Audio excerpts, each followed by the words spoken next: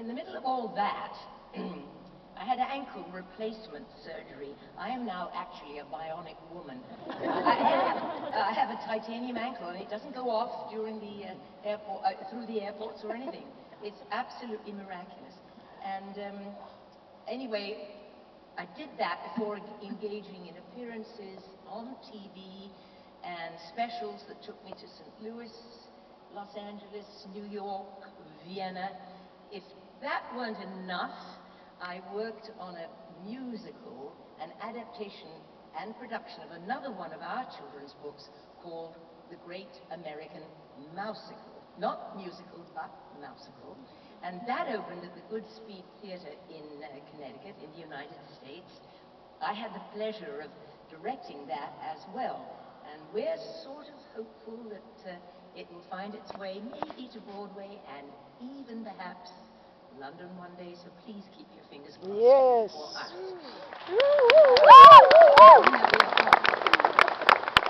A dream come true. Excuse me? Well, I love you back, my dear. Thank you. Anyway, during this past 2 weeks, I happened to be in Los Angeles and New York before traveling to London, and now here I am in Birmingham. Now, I mention all of this not to promote these activities, but just to give you some understanding as to why, on my journey here, I suddenly found myself reflecting on the enormous role that travel has played in my life. I grew up in Walton-on-Thames, which is a little village about 20 miles southwest of London, and travel for me when I was a kid was going occasionally to the river to swim, or perhaps to visit my father, who was divorced from my mother, and to see my dear brother Johnny, and he happens to be in the audience this evening. Hi, Johnny, wherever you are. And that journey to see my dad was accomplished by traveling on my trusty bicycle for about 15 miles in either direction. And my dad had to give me a huge sort of shove in the pit of my back to get me up some of the steep hills, and it was quite killing, believe me. But a big trip in those days was to go to the beach.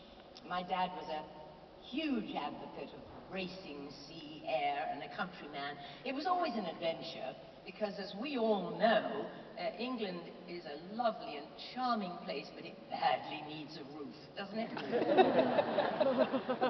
Also, 9 times out of 10, along with the rain, it was freezing in the water at the seaside and out. Smell of candy and candy floss particularly, chips, stale beer, completely cancel out any advantages that the sea air might have provided. But around the age of 8, travel, for me, took on a slightly broader meaning. My mum and my stepfather were in variety. They played in theatres and music halls all over the country. And they were also on the radio. Their act was called a good second top of the bill. The great comedians always, of course, had top billing, and Ted and Barbara Andrews were next in importance.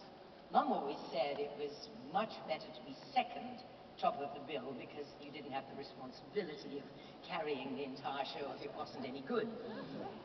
My stepfather was a tenor, and he sang everything in his act, from grand opera arias to ballads to popular songs, and my mother was a fine pianist, and she accompanied him at the piano. They had a kind of drawing room act. Well, my stepfather decided to give me some singing lessons, partially, I think, to get a little closer to his new stepdaughter, who didn't particularly like him very much, and also perhaps to keep me quiet, so to speak. My school had been shut down due to the escalation of World War II, and I suppose I was horribly underfoot, and he wanted to make sure that at least part of my day was occupied. Well, to their surprise, my parents discovered that I had a freak 4-octave singing voice. You know, I was one of those young theater brats who could sing the hell out of an aria, and dogs nearby would howl when I took on those very, very high cadenzas, and I mean that. My parents very smartly found a wonderful voice teacher for me. And at our first meeting, I sang a coloratura aria for her, and she smiled and chuckled a little. I think it was with delight. But then she suggested to my mom and my stepfather that I be allowed to enjoy life a little more, be a kid for just a few more years. Plenty of time to begin formal training when I was, say, 13 or 14. But by age about 9, my voice had improved so rapidly that they took me back to that good lady, and she agreed to take me on. Well, thank God for Lillian Stiles Allen.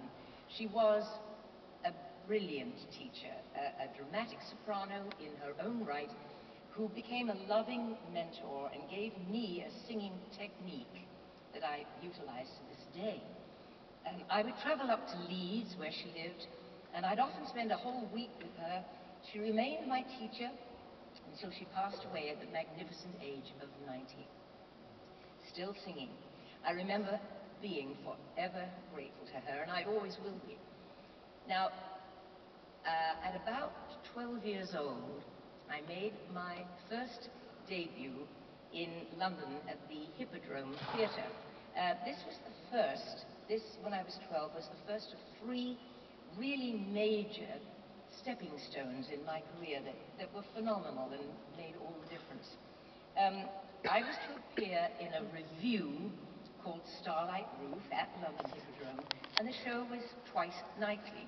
And I sang a very difficult aria, very high, complicated, and I came up from the audience and talked to Vic Oliver, who was starring in the show, and then he asked me what I did, as you heard there, you know, I sing, how old are you, you know, all of that kind of thing.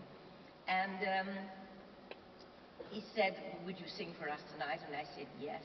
And truthfully, on opening night, my one song, my one aria, simply stopped the show. It was rather amazing. The audience just got up out of their seats and they didn't stop clapping, and it was hard to get off stage and back to my dressing room.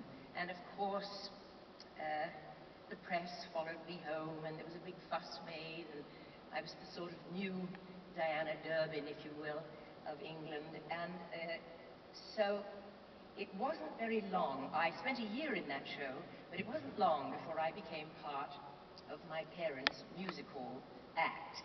And now we were a threesome. Ted, Barbara, and Julie Andrews. I mean, some of you older people out there might even remember us. You might have seen us maybe somewhere. But there I was, launched on a rather wobbly professional career, and I was touring all over England. So travel was broadening. During my teens, I guess I journeyed the length and breadth of the British Isles several times, and though I didn't grasp it, I was getting an education of sorts, albeit not an academic one, since I was never in one place long enough to attend school. Well, a tutor was hired for me, and that good lady traveled with me for a while.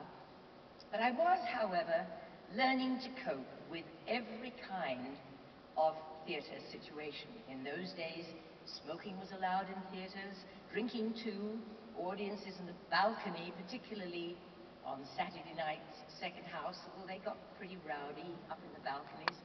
And there were tiny, tiny pit orchestras, landladies in every town, and the digs, good and bad. I could write a book on railway stations and the trains that changed crew, and I performed in a lot of pantomimes, did a number of concerts and radio. But for me, best of all of that, was standing in the theatre wings, 2 shows a night, watching all those wonderful music hall performers kind of strutting their stuff. Oh God, did I get an education. My mother used to tell a story, which I think is delicious, about one Monday morning when she was waiting to rehearse with the local orchestra of the town that she and my stepdad were playing. Now,